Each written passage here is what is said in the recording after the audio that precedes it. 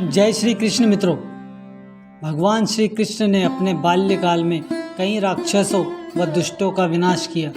उन्हीं में से एक का नाम कालिया नाग था। तो आइए मित्रों, आज हम सुनते हैं कालिया नाग की कथा। जब भगवान श्री कृष्ण लल्ला बनकर माता यशोदा के पास गोकुल में रहते थे, तब कृष्ण गैया चराने यमुना नदी के किनारे जाया करते थे। गोकुल ग्राम के सभी पशु उसी यमुना नदी में पानी पिया करते थे।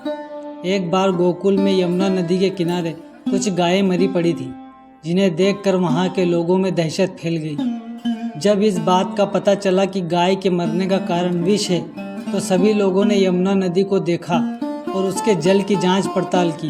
तब पता चला कि यमुना नदी के जल में विष घुल गया है और विष किसी नाग का है। सभी गोकुलवासी इस बात से भयभीत होने लगे और अपनी गायों को यमुना नदी के पास ले जाने से डरने लगे। कुछ समय बाद इस बात का पता बालक कृष्ण को चलता है। तब प्रभु उस नाग का अंत करने का निर्णय लेते हैं। प्रभु श्री कृष्ण और उनके सखा सभी एक दिन यमुना नदी के किनारे गेंद खेल रहे थे। तभी प्रभु श्री कृष्ण जानबूझकर उस गेंद को यमुना नदी में फेंक देते हैं, परंतु उस नदी में कालिया नाग के होते हुए कोई भी उस नदी में नहीं गया। परंतु श्री कृष्ण वहाँ जाने का फैसला करते हैं और धीरे धीरे यमुना नदी के पास जाने लगते हैं। उन्हें देखकर सभी ग्वाल बाल उन्हें जाने से मना करते हैं, परंतु श्री कृष्ण देखते ही देखते यमुना नदी में कूद पड़ते हैं।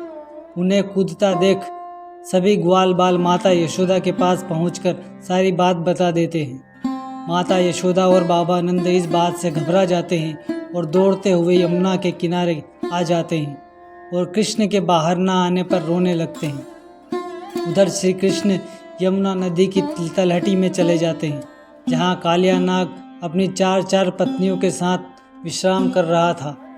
जैसे ही कृष्ण वहाँ पहुँचते हैं, नागराज की चारों पत्नियाँ कृष्ण को वहाँ देखकर आश्चर्यचकित हो जाती हैं और वो पूछती है कि अरे बालक, तुम यहाँ क्यों आए हो?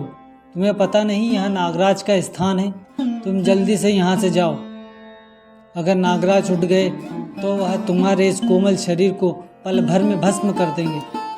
नागराज की पत्नी कहती है, हे सुकुमार बालक, तुम यहाँ से चले जाओ, अन्यथा नागराज तुम्हारे प्राणों का अंत कर देंगे। कृष्ण कहते हैं कि तुम्हारे इस पति कालिया नाग ने हमारी यमुना नदी को दूषित कर दिया। इसके विष के प्रभाव से सारा पानी विषैला बन गया है। हमारे गोकुल ग्राम की कई गैया और अन्य पशु विषैले पानी को पीकर मृत्यु को प्राप्त हो गए हैं। अतः मैं तुम्हारे इस कालिया नाग को यहाँ से भगाने आया हूँ। इन बातों को सुनकर कालिया नाग की नींद खुल जाती है और वह कृष्ण को देखकर क्रोधित हो जाता है। नागराज के इस क्रोध को देखकर उसकी पत्नियां घबरा जाती है और बालक कृष्ण को क्षमा करने को कहती हैं। कृष्ण कालिया नाग को अपनी शरण में आने को कहते हैं और बिना यमुना नदी को मेला किए यहाँ से चले जाने का आदेश देते हैं। परंतु कालिया नाग कृष्ण की सभी बातों को अनसुना कर देता है और अपने अहंकारवश कृष्ण की ओर बढ़ता है। अपने विषैले फन फैलाकर कृष्ण पर आक्रमण करता है। कृष्ण और कालिया नाग में भयंकर युद्ध होता है। दोनों ही अपनी शक्तियों का पूरा इस्तेमाल करते हैं, परंतु कुछ ही समय में भगवान कृष्ण के सामने नागराज की शक्ति कम पड़ जाती है। कृष्ण से लड़ते लड़ते नागराज के सारे फन कमजोर पड़ जाते हैं। भगवान कृष्ण नागराज के सिर पर चढ़कर उसे जोर से लात मारते हैं। कृष्ण के प्रहार को कालिया नाग सहन नहीं कर पाता है और अपने प्राणों की भीख मांगने लगता है। तभी श्री कृष्ण ने अपनी दया दिखाकर उसे क्षमा कर देते हैं और उसे अन्य किसी स्थान पर जाने का आदेश देते हैं। कृष्ण नागराज को रमणक द्वीप जाने को कहते हैं, जो महान सर्पों के रहने का स्थान है।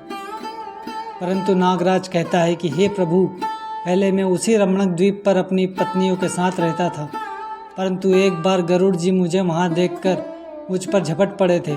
तभी से अपने प्राणों को बचाने हेतु मैं इस यमुना नदी में आ गया। तब श्री कृष्ण कहते हैं कि नहीं नागराज, अब गरुड़ जी भी तुम्हारा कुछ नहीं कर पाएंगे। तुम्हारे मस्तक पर हमारी चरण धूलि देखकर स्वयं गरुड़ भी तुम्हें मारने की बजाय इस चरण धूलि को नमस्कार करेंगे। अब मेरे आदेश को तुम रमणीक द्वीप जाकर स्वच्छंद रूप से विहार करो। उठो कालिया, अब हमें बाहर लेकर चलो। प्रभु की कृपा पाकर कालिया नाग धन्य हो जाता है और अपने फन पर प्रभु श्री कृष्ण को बैठाकर ऊपर की ओर ले जाता है। ऊपर आते ही प्रभु श्री कृष्ण कालिया के फन पर नृत्य करने लगते हैं। कृष्ण के इस चमत्कार को देखकर सभी गोकुलवासी भगवान कृष्ण को नमन करते हैं। कृष्ण का जीवित देखकर माँ यशोदा खुशी के मारे रोने लगती हैं। अंत में स्वयं श्री कृष्ण कालिया नाग को आशीर्वाद देकर वहाँ से विदा करते हैं। तो मित्रों, यही थी कालिया नाग की कथा। धन्यवाद।